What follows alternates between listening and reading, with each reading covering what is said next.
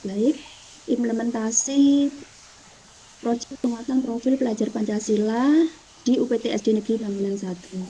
Seperti yang telah disampaikan oleh Bu Herlina tadi, dari paparan beliau, kemudian saya tindak lanjuti dengan melaksanakan proyek penguatan profil pelajar Pancasila. Sebelumnya, saya ingin menyampaikan wajah proyek penguatan profil pelajar Pancasila di UPT SD Negeri Mangunan 1. Jadi di UPT SD Negeri Mangunan 1 ini merupakan sekolah yang memiliki lahan terbatas dengan jumlah siswa dan lahan yang tidak seimbang. Jadi terjadi permasalahan pengelolaan dan pengolahan sampah yang harus diselesaikan. Untuk itu perlu adanya kesadaran pengelolaan dan pengolahan sampah. Selain itu juga fenomena ini sangat dekat dengan situasi dan kondisi peserta didik di mana sekolah kami atau lembaga kami berada di Desa Mangunan yang merupakan desa bersih dan tertib. Sehingga sekolah mengambil tema berdasarkan kajian lingkungan yang selaras dengan predikat UPT SD Negeri Mangunan 1 sebagai sekolah adiwiyata. Dengan visi terwujudnya generasi pembelajar sepanjang hayat yang religius, inovatif, kreatif, dan berbudaya lingkungan. Nah, bagaimana wajah proyek profil di Satuan Pendidikan Bapak Ibu semuanya? Untuk itu, mari kita jalankan proyek profil sesuai dengan konteks satuan pendidikan. Kita bantu peserta didik kita untuk tumbuh dan berkembang menjadi pelajar Pancasila. Selanjutnya, komponen modul proyek penguatan profil pelajar Pancasila terdiri dari profil modul, tujuan, aktivitas, dan juga asesmen. Untuk profil modul itu terdiri dari tema dan juga topik, fase atau jenjang sasaran, dan juga durasi kegiatan. Kemudian untuk tujuan terdiri dari pemetaan dimensi, elemen, subelemen profil pelajar Pancasila yang menjadi tujuan proyek profil. Dan juga rubrik pencapaian berisi rumusan kompetensi yang sesuai dengan fase peserta didik. Selanjutnya pada aktivitas terdiri dari alur aktivitas proyek profil secara umum, kemudian penjelasan detail terhadap kegiatan dan juga asesmennya. Kemudian pada bagian asesmen terdiri dari instrumen pengelolaan hasil asesmen untuk menyimpulkan pencapaian proyek profil. Untuk lebih jelasnya bisa Bapak Ibu lihat pada komponen modul atau rancangan proyek pada jenjang dasar, menengah, diksus atau kejuruan. Pada komponen ini terdiri dari informasi umum yang terdiri dari identitas penulis modul, sarana prasarana, target peserta didik, dan juga relevansi tema dengan topik proyek untuk sekolah. Kemudian bagian inti itu berisi deskripsi singkat proyek, dimensi dan subelemen dari profil pelajar Pancasila yang berkaitan, tujuan spesifik untuk fase yang diambil, kemudian alur kegiatan proyek secara umum, asesmen, pertanyaan pematik, pengayaan dan remedial, dan juga refleksi peserta didik dan pendidik. Mohon maaf Bu Yuli, mohon Bapak Ibu peserta webinar, selain narasumber, tolong dimatikan mikrofonnya, nggih, agar suaranya terdengar jelas. Terima kasih. Ya, saya lanjutkan. Kemudian komponen modul rancangan proyek selanjutnya ada lampiran yang terdiri dari lembar kerja peserta didik, bahan bacaan pendidik dan peserta didik, glosarium, dan juga daftar pustaka. Untuk lebih jelasnya nanti akan saya uraikan satu persatu. Di sini mengenai profil modul, nah, untuk temanya pada seperti yang disampaikan pada narasumber pertama tadi, tema yang sekolah kami ambil yaitu gaya hidup berkelanjutan pada semester 1 dengan topik sampah peduliku, sampah tanggung jawabku. Fasenya yaitu fase B dengan durasi kegiatan 102 JP. Jadi ada 17 kali pertemuan. Selanjutnya, elemen dimensi profil pelajar Pancasila. Sesuai dengan tema dan topik yang diambil, maka kami mengambil dimensi beriman dan bertakwa kepada Tuhan Yang Maha Esa dan berakhlak mulia, gotong royong, dan juga kreatif. Dengan dimensi beriman dan bertakwa kepada Tuhan Yang Maha Esa dan berakhlak mulia, elemen yang diambil adalah akhlak kepada alam, dan subelemen memahami keterhubungan ekosistem di bumi dan juga menjaga lingkungan alam sekitar. Capaian dari subelemen keterhubungan ekosistem di bumi yaitu memahami keterhubungan antara satu ciptaan dengan ciptaan Tuhan yang lainnya. Kemudian capaian pada subelemen menjaga lingkungan alam sekitar yaitu terbiasa memahami tindakan-tindakan yang ramah dan tidak ramah lingkungan, serta membiasakan diri untuk berperilaku ramah lingkungan. Dimensi yang kedua yaitu gotong royong. Elemennya kolaborasi. Subelemennya di sini dari kami mengambil 3 yaitu kerjasama, komunikasi untuk mencapai tujuan bersama, dan juga koordinasi sosial. Capaiannya untuk kerjasama menampilkan tindakan yang sesuai dengan harapan tujuan kelompok. Untuk komunikasi untuk mencapai tujuan bersama, capaiannya memahami informasi yang disampaikan, ungkapan, pikiran, perasaan, dan keprihatinan orang lain dan menyampaikan informasi secara akurat menggunakan berbagai simbol dan media. Untuk cakupan koordinasi sosial, penyelarasan tindakan sesuai dengan perannya dan mempertimbangkan peran orang lain untuk menyampaikan tujuan bersama. Untuk dimensi kreatif, elemen memiliki keluasan berpikir dalam mencari alternatif solusi permasalahan. Capaiannya adalah membandingkan gagasan-gagasan kreatif untuk menghadapi situasi dan permasalahan. Kemudian kita menentukan rubrik capaian. Jadi perkembangan subelemen antar fase. Dari dimensi yang telah ditetapkan, kemudian elemen dan subelemen yang sudah dipilih di atas, kemudian kita menuangkan dalam perkembangan subelemen antar fase. Di sini ada 4 tahapan, mulai berkembang, sedang berkembang sesuai harapan, dan sangat berkembang.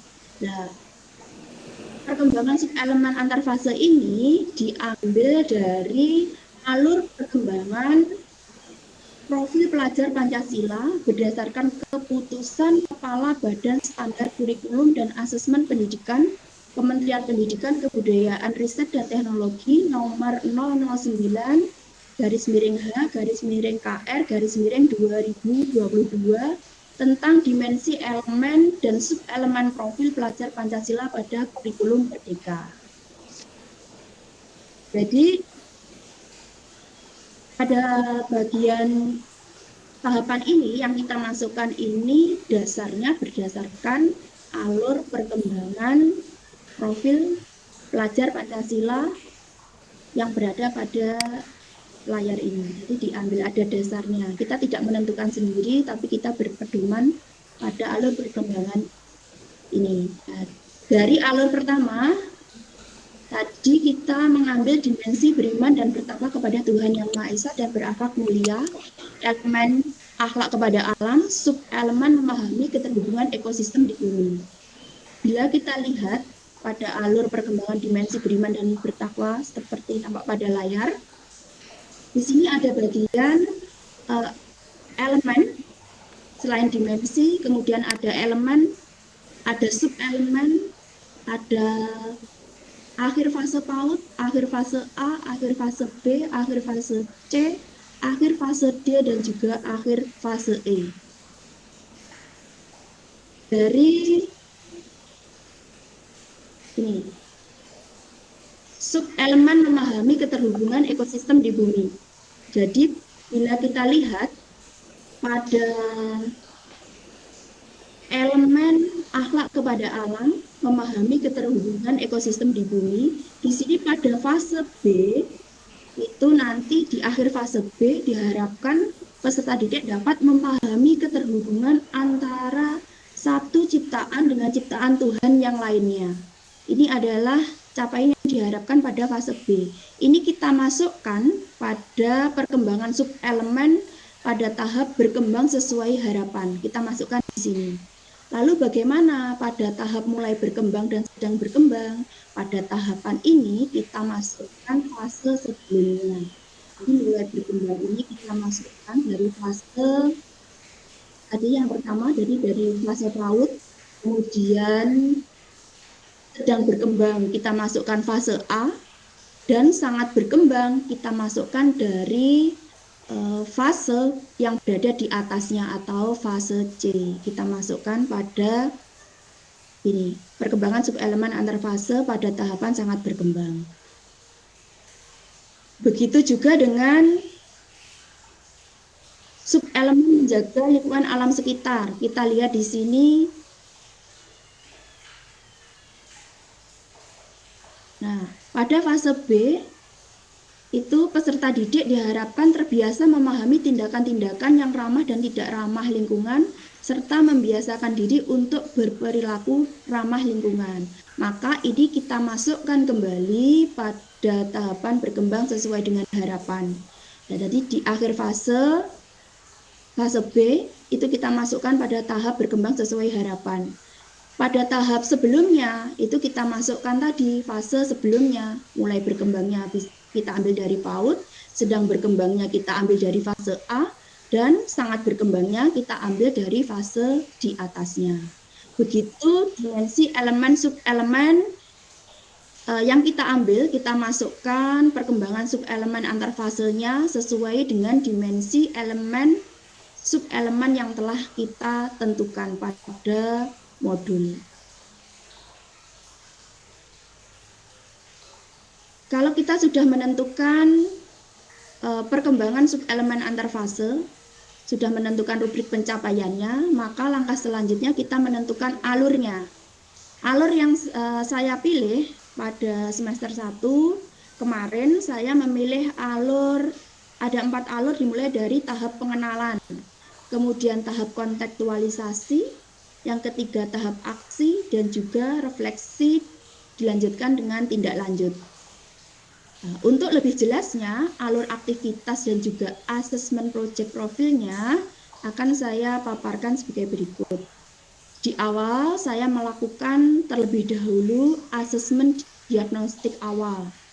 Setelah saya lakukan asesmen diagnostik, kemudian saya masuk pada alur yang pertama, yaitu tahap pengenalan. Pada tahap pengenalan ini, kegiatan yang saya lakukan yaitu 1. Pengenalan sampah, 2. Pengolahan sampah, 3. Pengolahan sampah, dan juga melakukan kunjungan ke TPST 3R Majikan Melingi. Di sana kami melakukan pembelajaran outdoor bekerjasama dengan narasumber Bapak pengelola TPST 3R Majikan Melingi. Jadi anak-anak belajar bagaimana mengelola sampah menjadi sumber energi. Jadi kita melakukan pembelajaran outdoor yang berkaitan dengan topik yang dipilih. Itu kita mengunjungi TPST 3R Majikan Melingi. Kemudian pada tahap kontekstualisasi itu ada 4 kegiatan. Dimulai dari tahap perencanaan, perancangan, persiapan kegiatan aksi, dilanjutkan dengan asesmen formatif 1. Pada tahap yang ketiga, pada tahap aksi, di sini ada 4 kegiatan, yaitu 1. Presentasi dari pupuk yang telah dibuat, pupuk biopori, kemudian presentasi pupuk jadang, melakukan aksi mengolah sampah, dan juga aksi nyata membuat poster. Pada aksi nyata membuat poster ini, saya melakukan asesmen formatif kedua. Pada tahap selanjutnya atau alur selanjutnya yaitu tahap refleksi dan tindak lanjut. Pada tahap refleksi dan tindak lanjut ini, saya melakukan asesmen sumatif, yaitu kegiatannya mengkampanyekan pengelolaan dan pengolahan sampah ke lingkungan sekitar dan juga ke tempat-tempat umum yang berada di lingkungan sekitar lembaga kami. Yang kedua, evaluasi seluruh kegiatan proyek. Yang ketiga, rencana dan saran tindak lanjut kegiatan proyek. Yang keempat, dilanjutkan panen raya dan juga bahasa literasi. Untuk kegiatan refleksi, kegiatan proyek, seperti yang tampak pada layar, ini adalah refleksi kegiatan proyek yang saya bagikan berisi pernyataan, ada sikapnya setuju, tidak setuju, atau tidak menjawab. Ini refleksi yang berkaitan dengan topik proyek penguatan profil pelajar Pancasila yang ada di lembaga kami.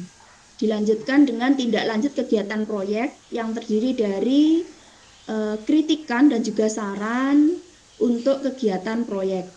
Dimulai dari kegiatan asesmennya, kritikan atau sarannya dari asesmen, diagnosis awalnya, order learningnya, pengenalan, kontekstualisasi, aksi, refleksi, dan juga tindak lanjut. Nah, setelah itu kami juga melibatkan pihak-pihak dalam proyek penguatan profil pelajar Pancasila yang terdiri dari komite pembelajaran, wali murid atau paguyuban, kepala desa, koramil, kecamatan, TPST 3R Wlingi, dan juga instansi terkait baik dinas pendidikan maupun dinas lingkungan hidup.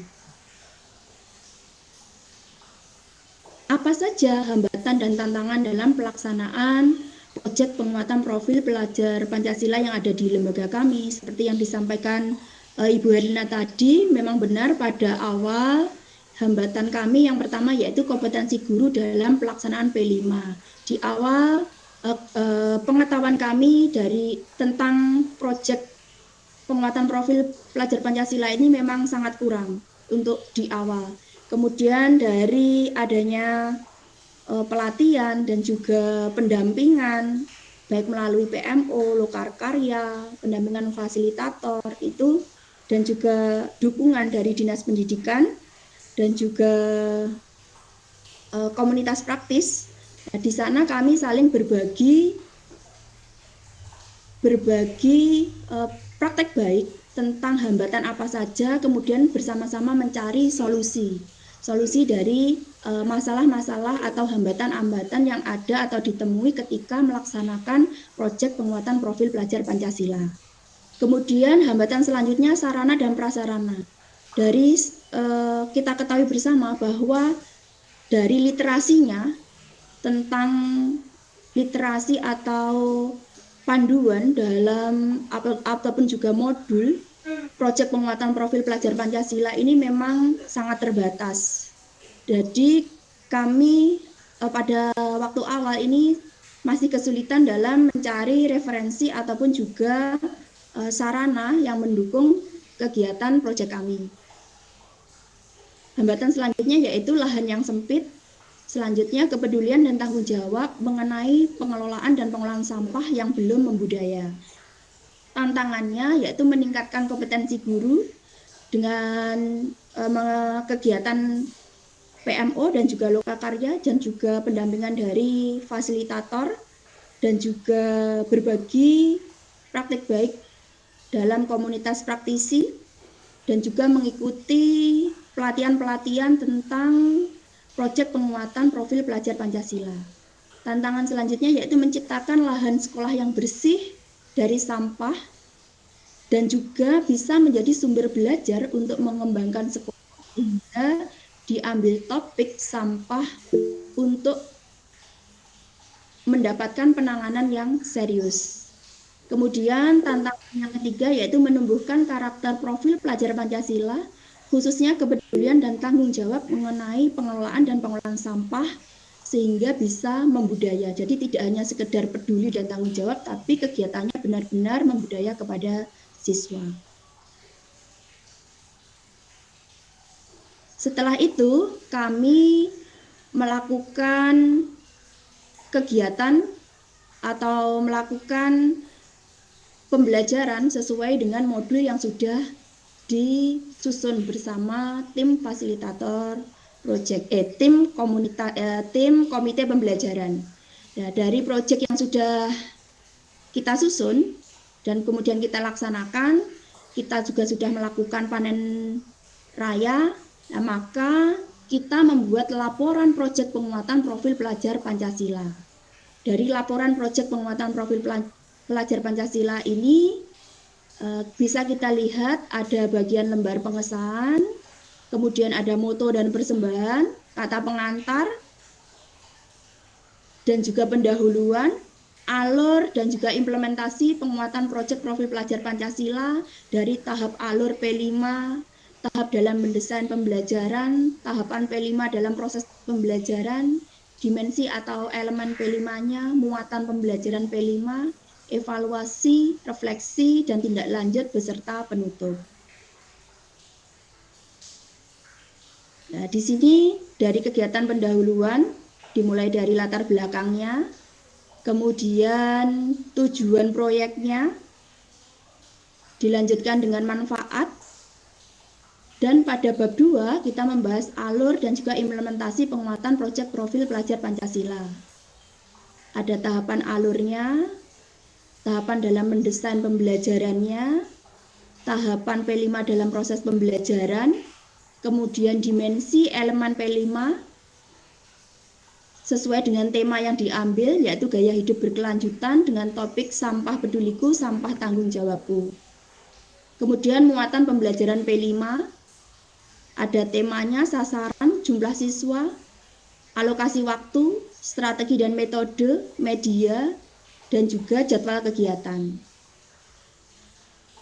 Selain itu, ada juga evaluasi pelaksanaan. Pada evaluasi pelaksanaan ini terdiri dari uraian kegiatan, jadwal pelaksanaan, kendala yang dihadapi apa saja, beserta solusinya.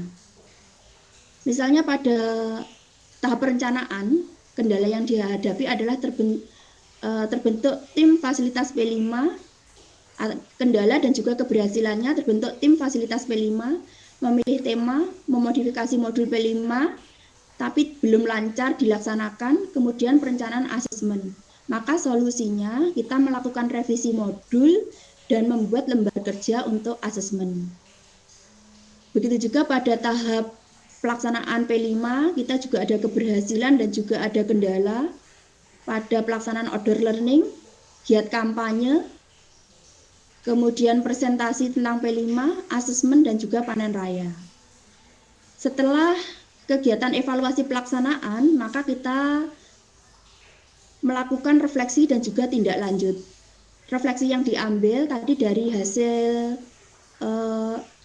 angket yang diberikan kepada siswa, maka di sini kita tuliskan hasil refleksinya.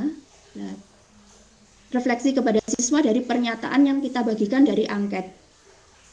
Kita uraikan, kemudian kita lihat dari hasil refleksi yang diikuti oleh siswa kelas 4 dari 15 siswa, itu dapat disimpulkan bahwa kegiatan proyek profil penguatan pelajar Pancasila dengan topik sampah peduliku, sampah tanggung jawabku itu memang benar-benar bisa membudaya pada siswa di lembaga kami. Kemudian tindak lanjut dan penutup. Nah, di sini saya akan menyampaikan lampiran-lampirannya yang terdiri dari jadwal P5 atau lini masanya dari kegiatannya dari bulan Agustus sampai dengan bulan Desember. Ada kegiatan apa saja pada jadwal proyeknya, yaitu ada asesmen diagnostik awal, itu dilaksanakan pada bulan Agustus tanggal 6, kemudian outdoor learning dilaksanakan pada tanggal 13 Agustus. Ada pengenalan yang terdiri dari 3 tahap, itu juga dituliskan pada jadwal proyek. Kita membuat lini masa, jadi kita usahakan untuk membuat lini masa supaya pelaksanaan proyek kita itu mudah untuk kita laksanakan. Ada tahap kontekstualisasi, aksi, refleksi, tindak lanjut, dan juga panen raya. Panen rayanya dilaksanakan pada 22 Desember 2022. Selain jadwal proyek, kita juga harus membuat jurnal P5. Jurnal kegiatan P5 yang terdiri dari tema, judul proyek, kegiatan, dan juga waktu pelaksanaan. Selain itu juga alat dan bahan yang kita gunakan dalam pelaksanaan proyek. Nah, alat bahannya kita tuliskan, sarana dan prasarana yang kita gunakan. Kemudian anggarannya juga kita cantumkan sesuai yang kita anggarkan pada BOS sekolah. Kemudian bukti kolaborasi. Jadi dalam pelaksanaan proyek Profil Pelajar Pancasila ini, saya berkolaborasi dengan guru PJOK dalam pembuatan pupuk biopori, kemudian dalam pembuatan pupuk jadam, dan juga berkolaborasi dengan guru pendidikan agama Islam dalam membuat kaligrafi dengan memanfaatkan sampah plastik. Selain Maaf, itu, Bu Yuli. ya. Nggih.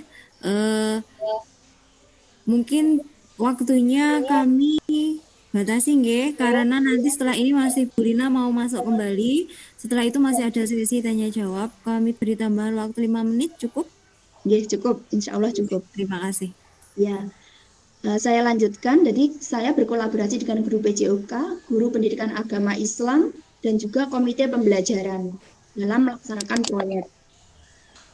Kemudian kami juga melakukan kolaborasi juga dengan wali murid dalam persiapan dan juga dalam panen raya P5. Ini adalah lini masa proyek pelajar Pancasila, kemudian dokumentasi hasil pelaksanaan P5. Jadi pada waktu panen raya, kami menyampaikan hasil dari proyek penguatan profil pelajar Pancasila. Jadi di sana kami tampilkan produk guru, baik perangkat pembelajaran, kemudian media pembelajaran, dan juga produk-produk siswa. Jadi tidak hanya produk siswanya saja, tapi juga bisa berliterasi ataupun juga dalam panen raya tersebut menyampaikan produk-produk dari perangkat pembelajaran, media pembelajaran, hasil siswa, proses pembelajarannya, kita tampilkan semuanya dalam panen raya P5. Nah, ini adalah produk-produk yang dihasilkan siswa dalam panen raya. Ini adalah rapot P5-nya.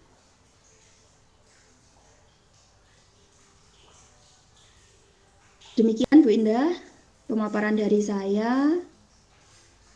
Ada kurang lebihnya saya mohon maaf. Wassalamualaikum warahmatullahi wabarakatuh.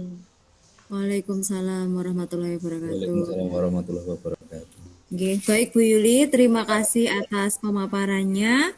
Bapak Ibu peserta webinar masih semangat nggih, meskipun hari ini kita mengalami banyak kendala, ada listrik yang padam di beberapa tempat dan juga hujan yang cukup lebat hari ini sehingga mengganggu jaringan di beberapa tempat. Baik, Ibu Herlina, apakah sudah bisa masuk kembali?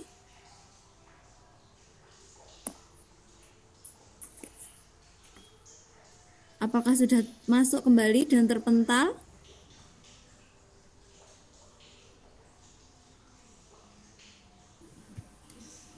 Masih belum masuk ini Bunda. Masih belum masuk, nggih. Sebentar.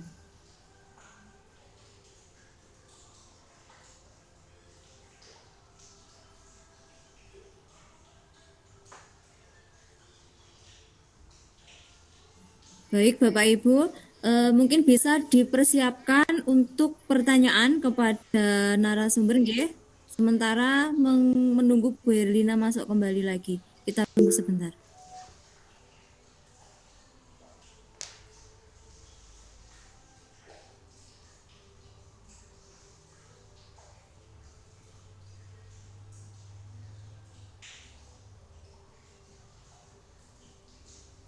Bu Indah, ini ada Pak Yuli yang sedang angkat tangan ini, Bu Indah. Baik, Bu Lina belum bisa masuk kembali. Kita buka sesi pertanyaan dulu nggih. Kita ke Pak Yuli. Monggo Pak Yuli.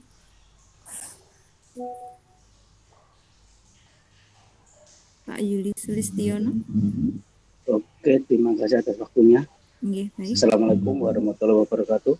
Waalaikumsalam warahmatullahi wabarakatuh. Selamat malam semuanya. Selamat malam Bapak Guru hebat. Ini se-Indonesia nih ya, insya Allah se-Indonesia. Pada malam hari ini materinya sangat luar biasa sekali, di mana dalam kesempatan ini kita jadi lebih paham, insya Allah lebih paham tentang apa itu P5, implementasinya bagaimana, dan arah tujuannya bagaimana. Untuk materi benar-benar luar biasa. Di sini ada beberapa hal yang ingin saya tanyakan, hubungannya dengan contohnya lembaga saya saja, di mana kemungkinan nanti mewakili lembaga lain.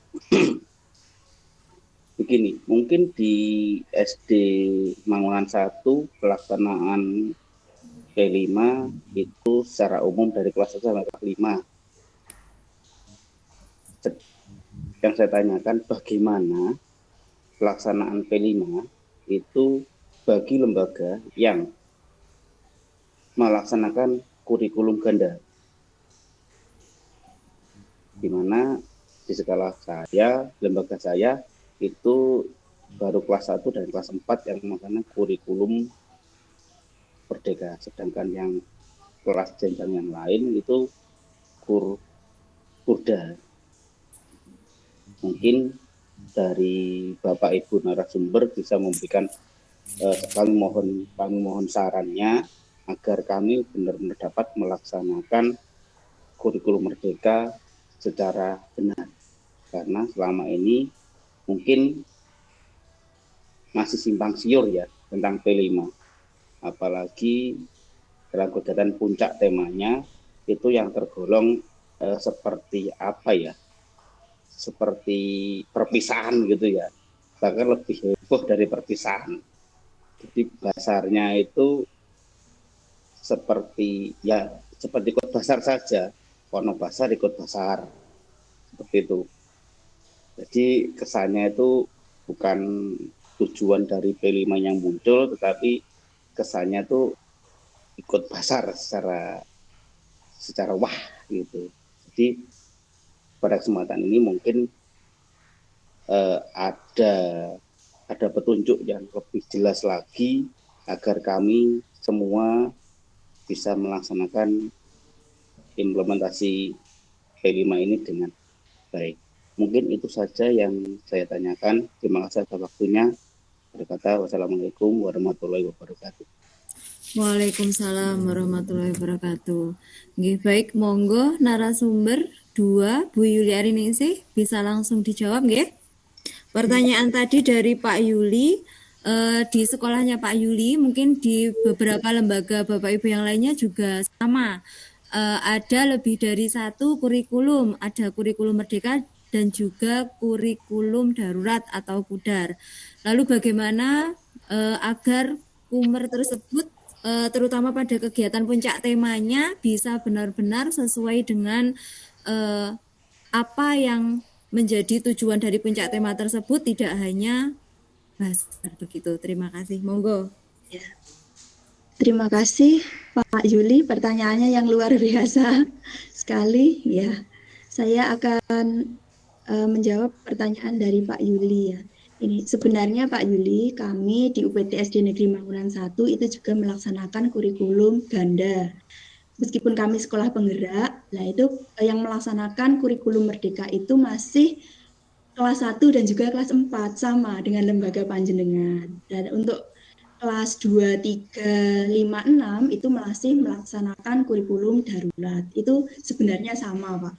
Nah, tapi dalam pelaksanaan kurikulum merdeka kita sekali berbagi praktek baik dengan Bapak Ibu guru yang baik yang berada di lembaga maupun di luar lembaga kami tentang pelaksanaan kurikulum Merdeka. Dan juga P5 ini kita sering berbagi praktek baik. Kemudian mengenai kegiatan panen rayanya ya Pak. Nah, panen rayanya ini ya harus sesuai dengan tema dan juga topik yang kita ambil. Kalau kurikulum Merdeka berarti panen rayanya ya dari topik dan tema yang kita ambil, yang sudah kita ambil, ya itu kita tampilkan dalam panen rayanya. Jangan sampai nanti panen raya topiknya gaya hidup berkelanjutan misalkan. Terus topiknya menanam sayur. Dan nanti ketika panen rayanya yang disajikan itu nanti kalau terjadi miskonsepsi nanti yang ditampilkan nanti aneka jajanan atau masakan dari berbagai daerah. Tentunya ini akan tidak sesuai dengan tema atau dengan topik yang telah diambil. Lalu bagaimana panen rayanya? Panen rayanya ini kita seperti panen raya yang saya lakukan tadi karena saya mengambil tema gaya hidup berkelanjutan, topik sampah peduliku, sampah tanggung jawabku. Di sana pada kelas kurikulum Merdeka, panen rayanya di situ kita menampilkan produk-produk, baik produknya guru, produk dalam pembelajaran, media pembelajarannya, aktivitas siswanya ketika pelaksanaan proyek, itu kita tampilkan semuanya di sana. Jadi tidak produknya guru ada, produk siswanya juga ada. Nah, kami juga mengusung basar literasi, jadi pengunjung ataupun tamu yang berkunjung pada kelas-kelas kami nanti di sana bisa belanja ilmu, istilahnya seperti itu Pak. Jadi belajar ilmu, berliterasi mengenai bagaimana pelaksanaan proyek di masing-masing kelas. Begitu juga dengan kelas-kelas lain yang melaksanakan kurikulum darurat. Nah, bagaimana tentang proyeknya? Apakah sama dengan yang melaksanakan kurikulum Merdeka? Nah, di sini lembaga kami untuk kelas-kelas lainnya itu mengambil puncak tema dari kelas masing-masing. Kan di kurikulum darurat itu kan ada puncak temanya, Pak. Nah, itu misalnya kelas 2, puncak temanya apa? Jadi mengusung puncak tema dari kelas 2, kelas 3-nya apa? Nah, kelas 5-nya apa, kelas 6-nya juga demikian. Jadi ada produk-produk, ada puncak tema dari masing-masing kelas yang ditampilkan, kemudian juga basar literasi yang disajikan dari masing-masing kelas. Jadi intinya dalam panen raya P5 ini tidak hanya produk saja, tapi juga bisa belanja ilmu atau berbagi ilmu pengetahuan di sana. Nah, untuk yang kurikulum Merdeka, panen rayanya sesuai dengan tema dan topik. Yang untuk kurikulum darurat itu sesuai dengan puncak temanya masing-masing yang diambil apa. Nah, itu kita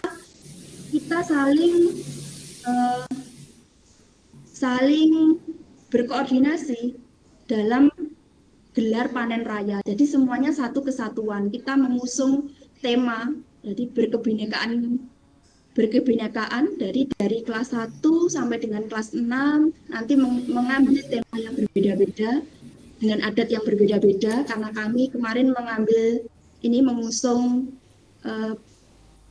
kebinekaan ini. Dan maka dari kelas 1 kita memilih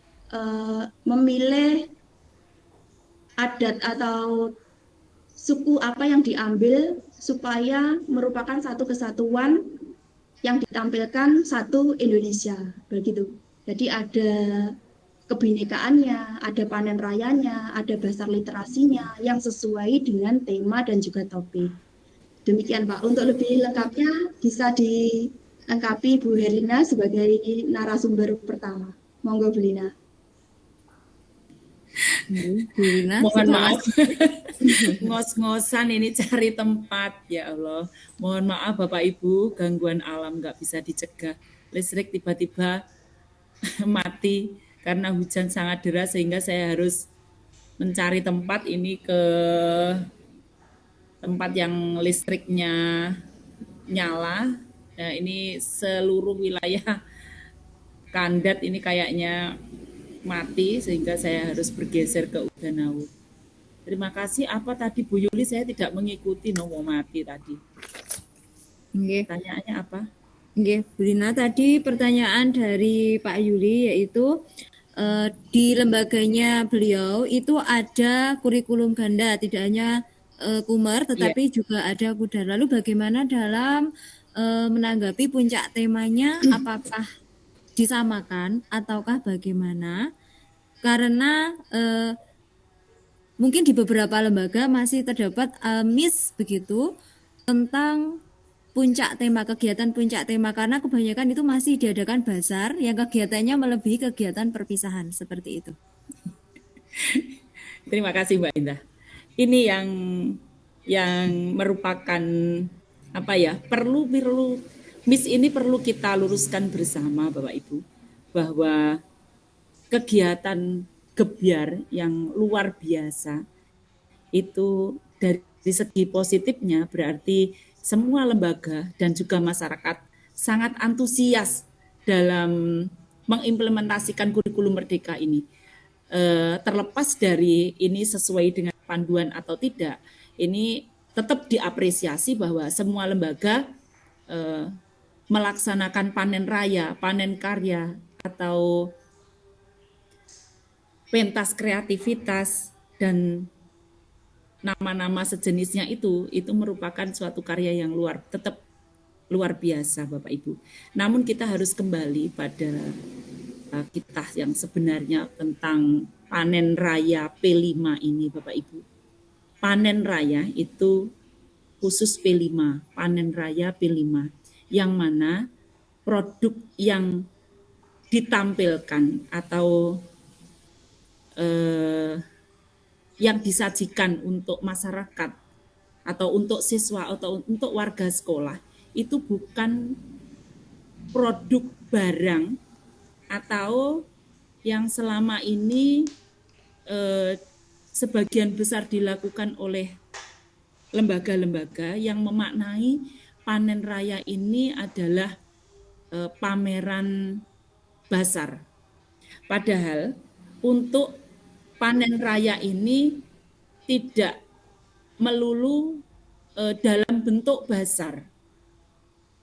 Panen raya ini sebetulnya ada di slide saya yang terakhir tentang panen raya P5 ini Bapak Ibu, yaitu merupakan produk yang kita unduh dari P5 itu sendiri, yaitu karakter siswa, kemudian produk hasil karya guru, kreativitas guru, baik dalam bentuk alat pembelajaran, media pembelajaran, kemudian administrasi guru tentang P5 ini, baik perencanaan dari modul ajar, kemudian alat-alat pembelajaran sampai ke asesmen dan juga sampai ke hasil akhir yaitu laporan P5 Bapak Ibu. Jadi itulah yang dipanen. Nah, karakter siswa ini intinya, yaitu dimensi-dimensi P5 yang kita sasar. Dalam setiap proyek ada dimensi yang kita sasar. Apa dimensi yang kita sasar? Ketuhanan, yaitu berakhlak mulia, akhlak terhadap alam, subdimensinya apa, subelemennya apa, terus kemudian gotong royong, ada kolaborasi di situ. Karakter-karakter inilah yang akan kita panen Bapak Ibu. Nah, yang kita tampilkan pada saat panen raya itu adalah bentuk-bentuk karakter itu. Bisa dalam bentuk dokumentasi, foto, portofolio, kegiatan-kegiatan siswa yang bisa kita tampilkan. Nah, produk ini adalah bonus. Bonus dari kegiatan kita, bukan begini, ada contoh proyeknya menanam sawi. Nah, pada saat akhir kegiatan panen raya, karena pada saat menanam sawi itu gagal, nah itu guru membeli sawi ke pasar, kemudian dibasarkan, dijual, bergebok-gebok begitu sawinya. Itu bukan produk siswa, produk pasar. Nah, sedangkan kita lupa bahwa di situ ada berpusat pada siswa prinsipnya. Nah, pada saat proyek menanam sawi misalnya kewirausahaan, intinya apa yang kita tuju di situ? yaitu kemampuan siswa untuk mengembangkan produk. Ada kegotong royongan di sana, ada bernalar kritis, kreatif yang kita sasar dimensinya. Pada saat sawi itu tidak tumbuh, maka kita ini menjadi tantangan. Nah, berpikir kritisnya kita tampilkan Bapak Ibu. Anak-anak harus menelaah, menganalisa mengapa ini tanaman sawi itu tidak tumbuh, mengapa tanaman sawi itu habis dimakan ayam. Nah, karena keamanan kebun yang tidak terjaga. Mengapa sawi itu mati? Itu karena perawatan yang kurang. Nah, karena anak-anak kemudian ada kesimpulan semacam itu, itulah yang disebut produk siswa. Siswa bisa menyikapi, bisa mengambil nilai-nilai saat pembelajaran proyek itu. Jadi hasilnya bukan sawi. Itu merupakan salah satu bentuk produk barang yang dihasilkan dari P5 yang bisa kita tampilkan. Kalau kewirausahaan pengembangannya produk sawi ini menjadi barang apa? Bagaimana teknik penjualannya? Berapa modal yang perlukan untuk menanam sawi ini, kemudian hasilnya berapa? Ini anak harus bisa menghitung agar mempunyai jiwa kewirausahaan. Bukannya anak pada saat panen raya P5 menjual sawi bergebok-gebok itu. Nah, itu kita kembali ke sistem tradisional. Nah, semacam itu Bapak Ibu. Jadi, untuk panen raya tidak harus basar Bapak Ibu. Hemat biaya bisa dikelas, bisa dinikmati oleh warga sekolah semuanya. Kemudian bagaimana dengan kelas-kelas yang lain yang K13? Puncak temanya bagaimana? Semua bisa ikut serta Bapak Ibu, tidak harus sama dengan kelas 1 dan kelas 4 yang melaksanakan P5.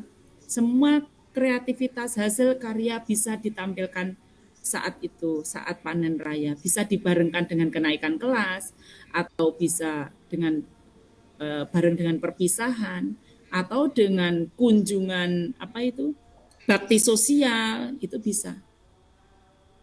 Pameran produk, kalau hasilnya produk bisa, kalau tidak ingin hemat biaya ya di kelas-kelas bisa gitu. Jadi tidak harus setiap lembaga itu memaksakan diri untuk menggelar basar Bapak Ibu. Mungkin itu yang bisa saya tambahkan. Oke, baik. Terima kasih Bu Ina. Jadi tidak harus ada basar yang tidak harus ada produk dengan berbagai macam makanan khas ataupun barang-barang khas begitu nggih Bu Lina, tetapi Betul. karakter siswanya, ilmunya, juga disesuaikan dengan tema dan topik yang diambil di sekolah itu. Jadi misalkan temanya gaya hidup berkelanjutan, topiknya sampah, kan tidak mungkin dalam basar itu menampilkan jajanan tradisional. Gitu. Jadi kan tidak nyambung basarnya dengan proyek yang diambil, tema yang diambil dalam proyek di lembaga itu gitu. Dan yang yang menyajikan harus siswa, bukan guru. Karena di sini ini proyeknya ini siswa. Jadi bukan guru yang menampilkan ini. Jadi siswalah yang belajar untuk tampil, presentasi dan sebagainya. Berarti siswalah yang berproses begitu nggih Bu? Iya, siswanya. Kan kebanyakan guru yang basar itu nanti guru, wali murid, paguyuban, sing ngedep basar lah. Itu bocahe nyapo. Anaknya malah tidak berperan, malah gurunya sama paguyuban yang berjualan di pasar. Padahal intinya tidak semacam itu. Ini mindset ini harus kita luruskan. Baik, terima kasih. Kita ke penanya selanjutnya. Oh iya, tadi Bu Lina, apakah mau menyajikan presentasi kembali? Atau langsung? Kayaknya enak tanya jawab saja ya. Baik, terima kasih. Kita lanjut ke penanya kedua. Ibu apa Bapak gini? Ibu Muntiah Hashim.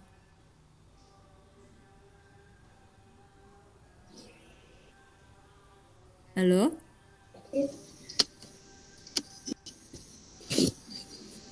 Terima kasih Pak Oh, Bumi. nggih, Bapak. Nggih, terima Assalamualaikum kasih. warahmatullahi wabarakatuh.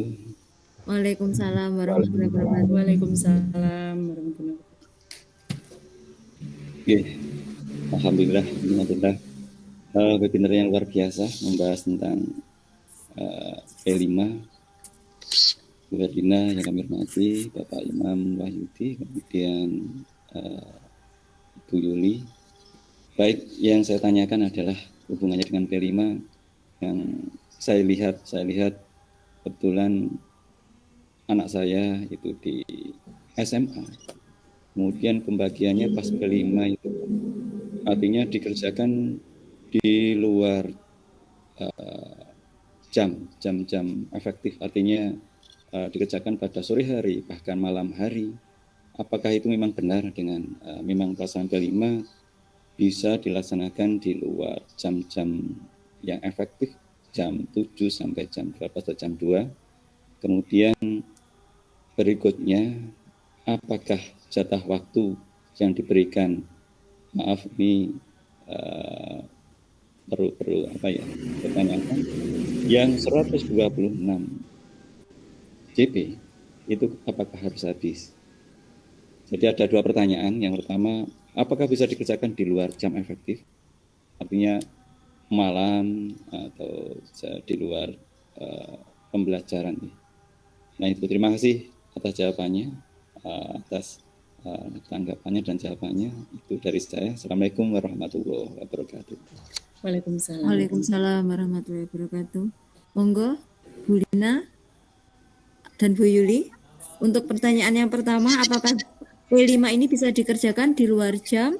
Kemudian apakah harus 126? Ya. Terima kasih, akan saya jawab sesuai porsi saya sebagai pengatur beban ajar. Mungkin nanti Bu Yuli bisa menambahkan. Untuk pembelajaran P5 ini, Bapak, untuk dikerjakan mungkin dikerjakan di luar waktu jam pelajaran, malam hari atau sore hari, itu tergantung Bapak, tergantung jenis apa yang dikerjakan oleh siswa itu. Mungkin apa mengerjakan rangkuman presentasi atau menganalisa suatu kendala-kendala dalam proyek itu, atau menjawab pertanyaan-pertanyaan yang mungkin diberikan guru, pertanyaan menuntun terkait untuk memahami proyek tersebut, itu bisa dikerjakan kelompok di luar jam pelajaran. Mungkin itu yang terjadi di SMP atau di SMA. Namun di sini dalam struktur kurikulum sudah ditetapkan mengenai jadwal P5 atau jam pelajaran untuk P5 ini, yaitu berada pada jam efektif, Bapak. Jadi pada jam pelajaran seperti biasa, jadi jam pelajaran jam 7 sampai jam 2 itu. Jadi kita tinggal ambil nanti jamnya, seperti yang saya sampaikan tadi, ada 3 pilihan. 1 hari digunakan untuk proyek 6 atau 7 jam. Terus kemudian yang kedua diletakkan pada hari-hari khusus, misalnya Senin, Selasa, Rabu itu ada proyek 2 jam di akhir pelajaran. Terus kemudian ada yang blok 1 bulan penuh, itu sebagian besar yang SMA itu mengambil blok untuk 1 bulan penuh dilaksanakan proyek dengan webinar, workshop, kemudian langsung praktek gitu. Karena proyek ini ada pembimbingan Bapak, dan juga di situ ada problem solving, kegiatan problem solving yang dilakukan oleh siswa dan juga beserta fasilitator yaitu guru. Nah ini harus ada dalam pendampingan guru dalam pembelajarannya Bapak. Jadi harus ada dalam pendampingan guru yaitu pada jam efektif. Nah jika mungkin putra panjenengan mengerjakan proyek di rumah, itu mungkin produk dari proyek itu mungkin yang belum selesai saat pembelajaran itu di kelompok putranya panjenengan, sehingga ada anak-anak yang mengerjakan di rumah dan dilanjutkan di proyek pertemuan proyek selanjutnya. Mungkin itu yang bisa saya tambahkan. Ya bisa Maksudnya saya mengerjakan. berikan penjelasan begitu. Yuli, berdasarkan pengalamannya bagaimana untuk anak-anak yang mengerjakan proyek di luar jam pelajaran ini? Terima kasih. Ya, hampir sama dengan apa yang disampaikan oleh Bu Herlina tadi, bahwa kegiatan proyek itu kan sudah ada waktunya tersendiri sesuai dengan lembaga memilih pada pelaksanaan proyeknya pada yang mana, yang sistem blok atau yang reguler ataukah gabungan keduanya. Seperti yang disampaikan tadi, bahwa waktu pelaksanaan proyek itu kan sudah ditentukan, ada waktunya sendiri. Nah, kalau dilaksanakan di luar, nah seperti yang disampaikan tadi, mungkin karena ada kegiatan-kegiatan ataupun tugas-tugas yang belum terselesaikan. Kalau saya biasanya melaksanakan sesuai dengan jadwal yang sudah ditetapkan, berdasarkan lini masa yang telah dibuat sesuai dengan jadwal yang ada, sehingga tidak memberatkan bagi siswa maupun tidak membebani orang tua siswa. Tapi ada kemarin dalam pembuatan ekobrik itu kan kita juga memberikan rentang waktu. Nah, itu kegiatan ekobrik ini anak memanfaatkan sampah plastik itu dibuat menjadi sebuah bahan atau sebuah karya yang memiliki nilai guna. Maka dari sampah-sampah yang ada itu dibuat menjadi ekobrik. Nah, pembuatan ekobrik ini anak-anak lakukan itu dalam waktu 1 minggu. Dalam 1 minggu itu mengumpulkan 1 botol ekobrik kemasan 1.500 ml. Itu dikumpulkan dalam waktu 1 minggu. Dalam 1 minggu 1 botol. Nah, dalam pelaksanaan ini anak-anak bisa pelaksanaannya bisa dilakukan di rumah, tapi itu pun tidak memakan waktu yang lama, karena di sana juga ada rentang waktu yang diberikan dalam pengumpulan proyeknya. Demikian Bu Lina.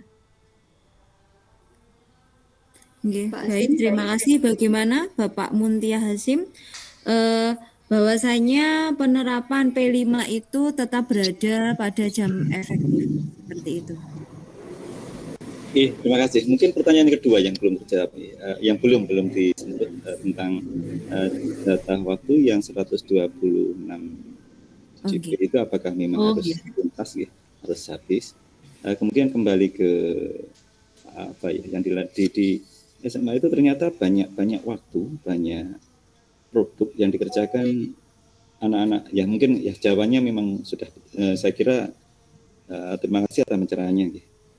Ternyata ini banyak kerjaan yang dikerjakan di rumah. Nah itu sampai larut malam, bahkan sampai kalau mau istilahnya pas gelar karya, nah itu sepertinya sampai larut malam.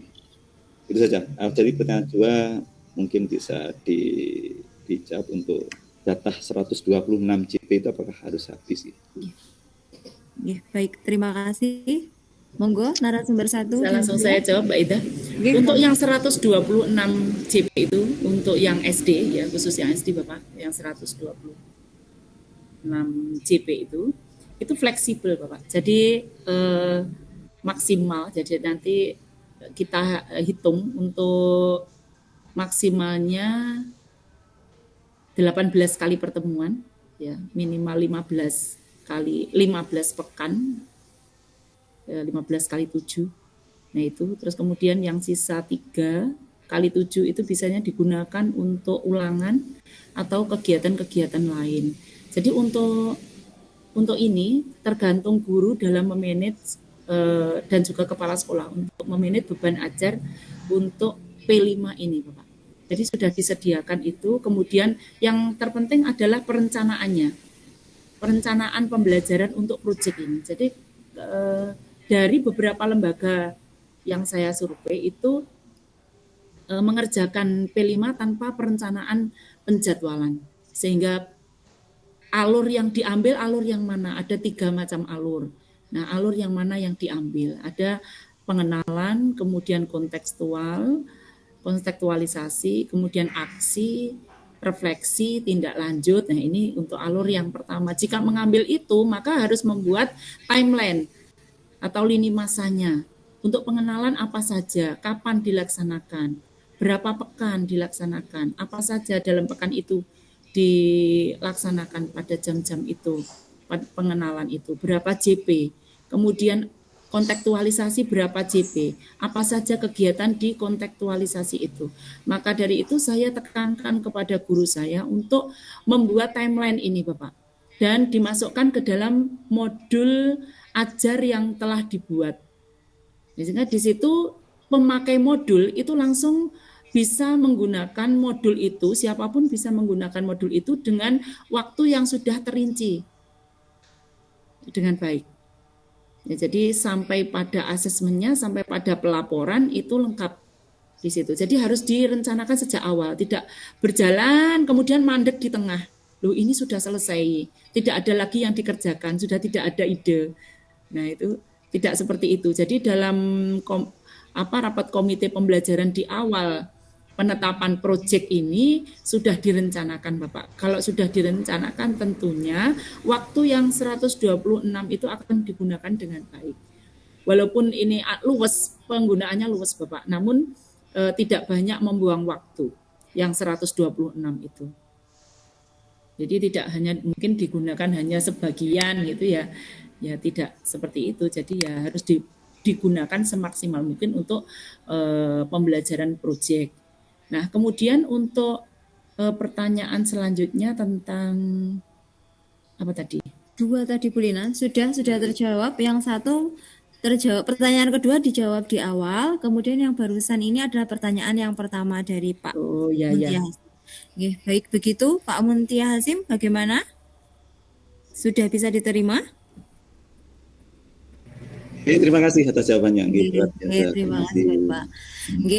Bapak Ibu Guru, ini sudah menunjukkan waktu jam 9:12. Tetapi sepertinya masih banyak yang antusias untuk mengetahui lagi tentang penerapan P5. Bapak Ibu, kami ingatkan kembali bahwasanya mohon mengisi link daftar hadir yang sudah dikirim melalui chat karena masih beberapa saja yang sudah mengisi. Tolong mengisi itu Mbak Indah, mungkin bisa saya tambahkan Mbak Indah untuk kesimpulan. Apa sudah mau disimpulkan ini? Apa masih ada yang bertanya lagi tentang tentang pertanyaan Pak Muntia Hasim itu tentang produk tadi, tentang produk. Jadi kebanyakan untuk guru-guru ini yang masih pemahamannya tentang proyek ini semuanya berorientasi pada produk. Jadi nanti produk apa yang dihasilkan itu luar biasa. Jadi seperti apa ya? Euforia tentang produk-produk harus sebanyak mungkin yang dihasilkan produknya. Padahal intinya di proyek itu bukan produk itu. Intinya di proyek itu kan sebagai media pembelajaran untuk memantapkan karakter profil pelajar Pancasila.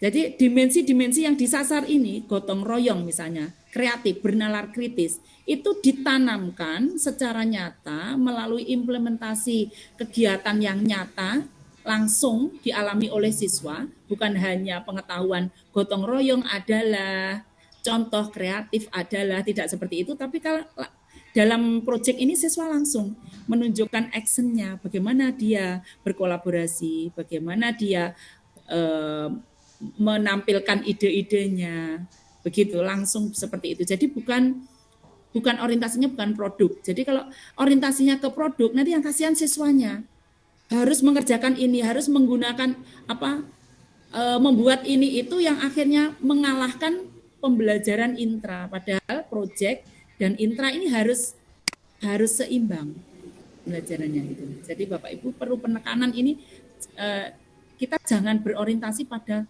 produk yang besar-besaran. Namun bagaimana karakter anak ini akan tampak, bisa kita unduh. Yang tentunya karakter ini tidak bisa diunduh sehari, 2 hari, atau 6 bulan, itu tidak bisa. Namun tahunan ini, Bapak Ibu, dalam penanaman karakter ini. Maka dalam hasil yang kita harapkan mulai berkembang, sangat berkembang, itu mulai dari kelas 1, kelas 2, kelas 3, kelas 4 dan seterusnya, itu tingkat pemahamannya atau unduhan dari karakter ini semakin meningkat begitu, sesuai dengan level kelas masing-masing. Demikian. Oke, baik. Bu Lina, ini sepertinya kami akan menambah satu sesi lagi nggih untuk sesi tanya jawab. Bagaimana? Monggo. Oke, baik. Baik, kami buka lagi satu sesi tanya jawab. Bapak Wildan Irwahyudi, monggo. Oke, terima kasih. Mohon menyebutkan asal lembaganya, ya, Bapak. terima kasih. Saya perkenalkan dari UPT SD Negeri Bakung 1, Kecamatan Bakung. Ini senior saya Bu Lina dari Udanau, sekarang dulu di Bakung. Intinya materi sangat luar biasa terkait dengan apa ya yang disampaikan tadi, bahwa orientasi dari pembelajaran proyek adalah produk, bukan, maksud saya adalah karakter. Ini yang saya mau tanyakan adalah tadi disampaikan oleh materi kedua bahwa ada karakter yang ingin dicapai, yaitu dimensi berupa apapun itu kan dari apa ya, dari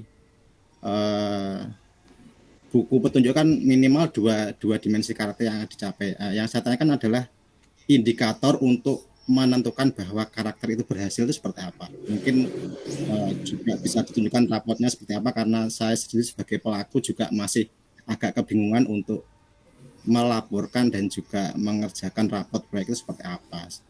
Seperti itu. Terus kemudian terkait dengan alur perkembangan dimensi tadi dijelaskan bahwa dicontohkan tadi kelas 4 itu mengambil apa ya, dimensi ketika sesuai harapan adalah capaian di fase tersebut, yaitu kalau fase B gitu kan. Kalau sangat berkembang berarti di fase C. Kalau seperti itu misalkan nanti kalau fasenya di fase A atau kelas 1, kalau fasenya di belum berkembang atau mungkin mulai berkembang, apakah bisa mengambil fase sebelumnya, karena kan paling rendah adalah fase di kelas RA atau PAUD seperti itu. Sedangkan mungkin yang pernah saya baca dan juga saya amati dari modul yang ada adalah fase yang ada di indikator setiap dimensi yang diindikasikan dengan capaian itu dibedakan atas atas kontennya atau atas kata kerja operasionalnya seperti itu. Mungkin ada penjelasan lebih lanjut terkait dengan capaian perkembangan dimensi dalam setiap fase dalam alur perkembangan elemen dan subelemen. Terima kasih. Oke. Baik, monggo kepada narasumber untuk menjawab pertanyaan dari Bapak Wildan tadi. Yang pertama, tentang indikator untuk menentukan bahwa tujuannya telah tercapai. Kemudian untuk yang pertanyaan kedua, misalkan fase A belum tercapai, apakah bisa mengambil fase yang sebelumnya? Begitu nggih Bapak? Lebih tepatnya ketika tadi dicontohkan di fase kelas 4, yaitu fase B, ketika indikatornya berkembang itu kan mengambil indikator sesuai dengan fase B. Kalau sangat berkembang mengambil indikator di fase C. Tapi kalau di fase kelas 1 kan tidak bisa mengambil fase di bawahnya atau di fase PAUD atau TK. Ya, di PAUD, di TK kan belum, yang di mulai berkembang kan ada juga Bu. Maksudnya fasenya kan ada 4, belum berkembang, mulai berkembang dan sangat berkembang. Kalau di kelas 1 kan di bawahnya masih ada 2 lagi, kan tidak ada seperti itu. Oke. Baik, monggo Bu Lina ataupun Bu Yuli. Monggo. Bu Yuli inilah yang langsung praktek ini rapotnya. Monggo Bu Yuli.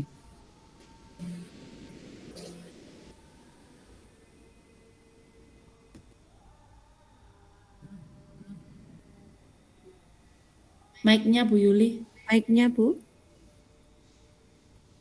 Baik, sudah terdengar suaranya? Sudah terdengar jelas. Terdengar. Tadi saya menyampaikan bahwa dalam menentukan perkembangan subelemen antar fase dari dimensi, elemen, dan subelemen. Nah, tadi ada mulai berkembang, sedang berkembang, berkembang sesuai harapan, dan sangat berkembang. Kalau saya tadi mencontohkan pada fase B, ya Pak, fase B berarti untuk tahap sebelumnya sedang berkembang kita ambilkan dari fase A, mulai berkembangnya kita ambilkan dari PAUD, dan sangat berkembangnya kita ambilkan dari fase di atasnya. Lalu bagaimana jika berada pada kelas 1? Nah, kalau pada tahap berkembang sesuai harapannya, itu kita masukkan memang benar berdasarkan pedomannya, kita pedoman alur perkembangan profil pelajar Pancasilanya kita masukkan pada fase A-nya, berkembang sesuai harapannya kita masukkan sesuai dengan tujuannya tadi kita masukkan. Jadi tujuan akhir dari fase A itu apa? Kita masukkan pada bagian tahap berkembang sesuai dengan harapan.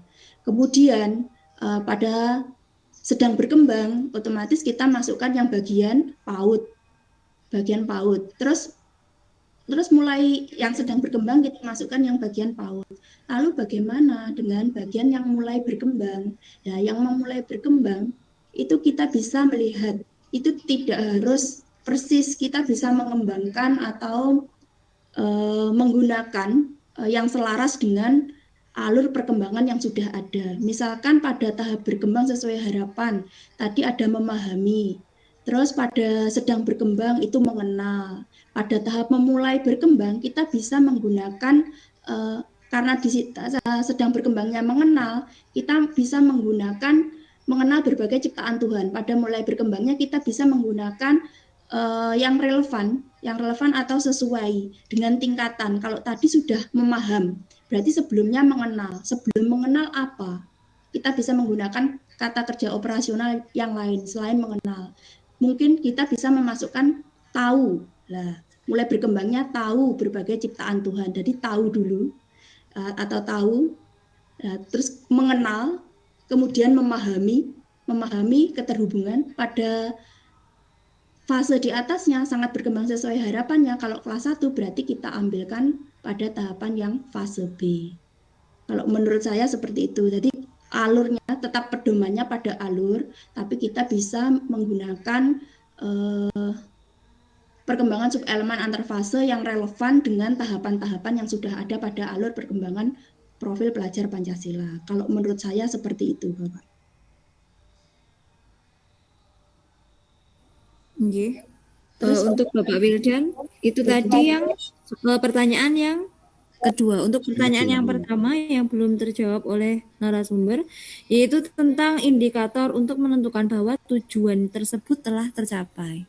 Khususnya mungkin di dimensi yang diharapkan, mungkin tadi yang dicontohkan beriman dan bertakwa kepada Tuhan Yang Maha Esa dan berakhlak mulia, dan 2 dimensi yang lain itu indikatornya kalau disebutkan bahwa karakter itu kan tidak hanya 1 hari, 2 hari, bahkan 6 bulan pun belum tentu bisa panen. Tapi karena kita dikejar dengan laporan utamanya adalah raport P5, itu mungkin ada indikator khusus yang atau mungkin pedoman-pedoman yang bisa dijadikan acuan untuk menentukan bahwa oh ini sudah tercapai atau belum, seperti itu. Terima kasih. Iya. Acuannya di asesmen yang kita rancang. Iya, ada. Ya, baik. Gimana, Bu Yuli? Lanjut. Monggo. Jadi untuk mengetahui sekali, jadi kita harus membuat acuan dari dimensi elemen atau subelemen yang ada. Jadi kita buat dulu kriterianya dulu, bagaimana kriterianya. Saya contohkan dari dimensi gotong royong, ya, dimensi gotong royong subelemen koordinasi sosial. Kriteria dari dimensi dan subelemen ini apa? Kalau saya berdasarkan tema yang saya ambil, gaya hidup berkelanjutan, kemudian topik sampah peduliku sama dimensi gotong royong subelemen koordinasi sosial. Kriteria penilaian saya melakukan menerapkan beberapa kriteria. 1, misalnya melakukan tindakan peduli lingkungan sesuai kesepakatan. Kemudian saling mengingatkan adanya kesepakatan yang ada, menunjukkan kesadaran bahwa dirinya memiliki peran yang berbeda dengan orang lain dalam menjaga lingkungan. Kemudian menyelaraskan tindakan yang sesuai dengan perannya untuk mencapai tujuan bersama. Jadi ada kriteria-kriteria sesuai dengan dimensi dan subelemen yang sudah kita tentukan atau kita tetapkan bersama dengan komite pembelajaran. Nah, di situ nanti ada tadi kriterianya. Jika muncul satu kriteria, maka itu kita masukkan mulai berkembang. Jika muncul 2 kriteria, kita masukkan sedang berkembang.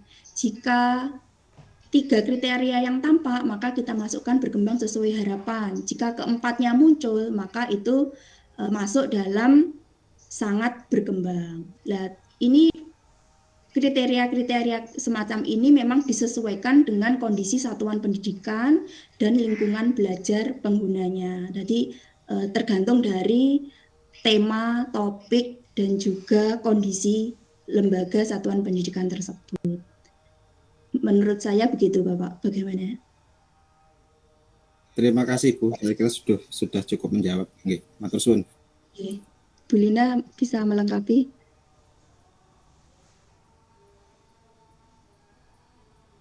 Bu Lina, mungkin Bu Lina bisa menambahkan? Intinya adalah bahwa di dalam mengukur ketercapaian tujuan itu memang guru harus merancang indikator-indikator ketercapaian siswa itu yang berpedoman pada panduan yang sudah diberikan. Jadi ada panduan untuk dimensi, elemen, subelemen yang itu mulai berkembang sesuai harapan, itu yang bagaimana yang bisa diambil. Dan pada intinya untuk pembelajaran proyek ini itu berfokus pada proses menuju kompetensi dan karakter yang diharapkan yang terbangun pada anak dan bukan pada produk atau hasil akhir.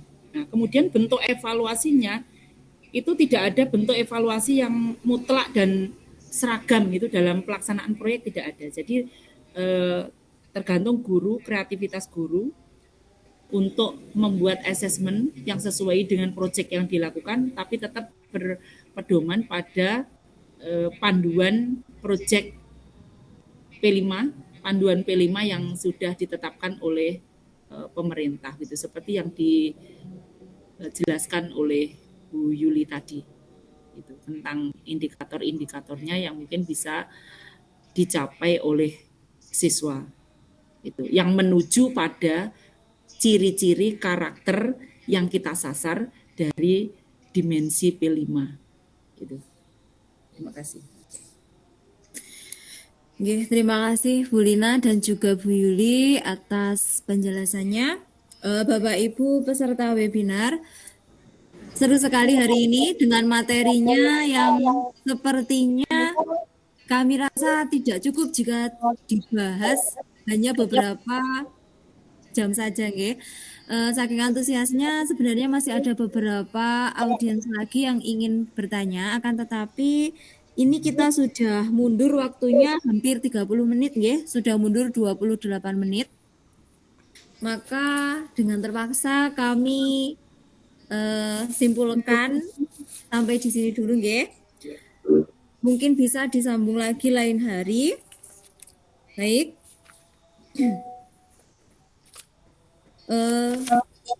Untuk Bapak Ibu yang masih belum mengisi daftar hadir, monggo silakan mengisi daftar hadir.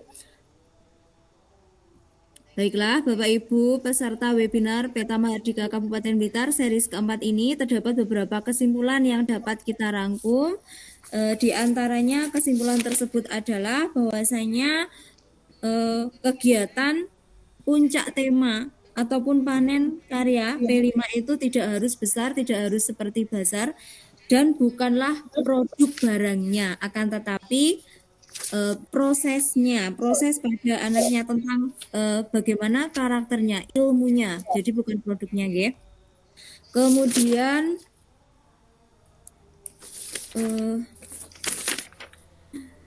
Kemudian tentang dalam struktur pendidikan P5 itu dilaksanakan pada jam-jam efektif, bisa dipilih tadi ada 3 pilihan.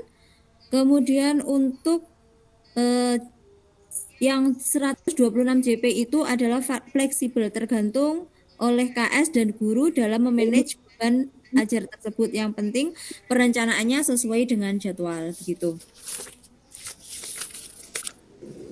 Oke, Bapak Ibu, peserta webinar, tanpa terasa kita sudah sampai di ujung acara webinar. Saking serunya sampai kita tidak terasa nggih, sudah molor beberapa menit karena ada beberapa kendala juga tadi, sampai Bu Lina yang harus berlari dari Kandat diri menuju Udanawu kembali, padahal Bu Lina mengajar sore tadi baru pulang dari sekolah waktu hujan, kemudian malamnya kembali lagi ke Udanawu. Terima kasih, sangat luar biasa dan perlu dijadikan contoh Demi teladan pertama ya, Hardika loh. Ya, semangat teman-teman. Terima kasih Bu Lina. Semangatnya sangat perlu diteladani kalau Bu Lina. Mohon materi nanti bisa di-share. Ya, materi sudah saya serahkan kepada panitia, nanti mungkin bisa di-share. Oke. Baiklah, untuk selanjutnya acara saya kembalikan kepada host kita malam hari ini, yaitu Bapak Zebri Irsawan. Kepada Bapak Zebri Irsawan, acara kami kembalikan. Monggo. Ya, terima kasih Bu Indah Dwi Wahyuni. Alhamdulillah ini bisa selesai meski molor agak panjang ya. Demikian serangkaian webinar seri 4 Peta Mahardika implementasi P5 di kurikulum Merdeka. Terima kasih saya ucapkan kepada narasumber dan seluruh peserta webinar kali ini. Dari awal tadi saya sudah menyampaikan pantun, di akhir saya selesaikan lagi dengan pantun, Bapak Ibu. Jalan-jalan ke Kota Blitar, jangan lupa beli kendaraan.